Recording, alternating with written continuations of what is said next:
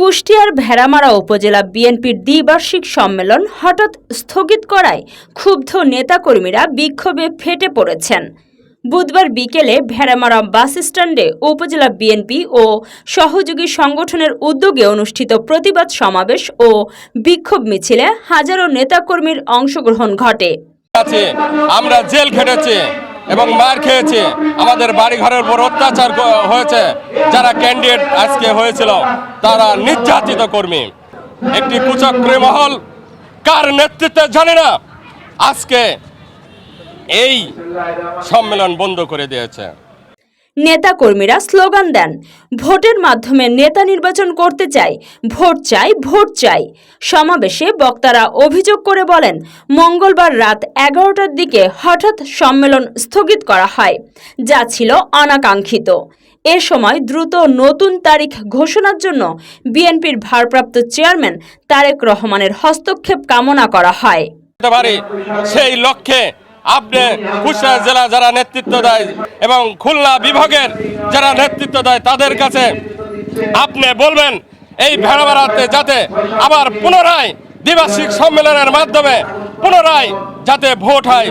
ভেড়ামারা উপজেলার 6টি ইউনিয়নে 54টা ওয়ার্ড, প্রত্যেকটা ওয়ার্ডে আমরা নির্বাচনের মাধ্যমে ওয়ার্ড বিএনপির নেতা নির্বাচিত করেছি। পুনরায় 6টি ইউনিয়নে ভোটের মাধ্যমে আমরা সম্মেলন সম্পূর্ণ করেছি। আজকে ভেড়ামারা উপজেলার বিএনপির থানা বিএনপির সম্মেলনে হঠাৎ করে স্থগিত করা হলো। আজকে আমাদের দলের মধ্যে যারা এই গণতন্ত্রকে নস্যাৎ করার জন্য ষড়যন্ত্র করছে, যারা তারেক রহমানের আদেশকে অমান্য করে এই সম্মেলনকে স্থগিত করেছে, আমি আমার নেতা জনাব তারেক রহমানের কাছে আকুল আবেদন জানাবো, সঠিক তদন্ত করে কেন এই ভেড়ামারা উপজেলা বিএনপির সম্মেলনকে স্থগিত করা হলো।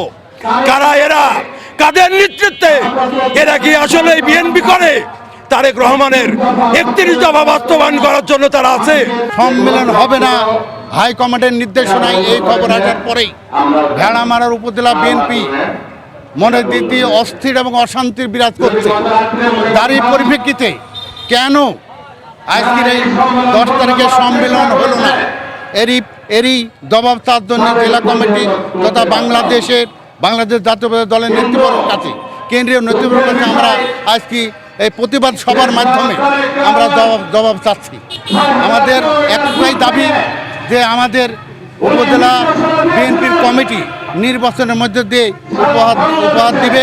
ভেড়ামারার মাটিতে যদি নির্বাচন না দেন, আপনারা যদি সিলেকশনের মাধ্যমে যদি কোনো কমিটি গঠন করেন, আমরা অবাঞ্ছিত ঘোষণা করে এই ভেড়ামারার মাটিতে আন্দোলন সংগ্রাম করে ভেড়ামারার জনগণ কোনোদিনও মেনে নেবে না। যেই ভোটের অধিকারের জন্য আমরা 17টি বছর ফ্যাসিস্ট হাসিনার বিরুদ্ধে আন্দোলন সংগ্রাম করেছি, নির্যাতিত হয়েছি। আজকে যেই অধিকার প্রতিষ্ঠিত করার পরে সেই অধিকারের প্রতিঘাতে আমরা আবার জর্জরিত হতে চাচ্ছি।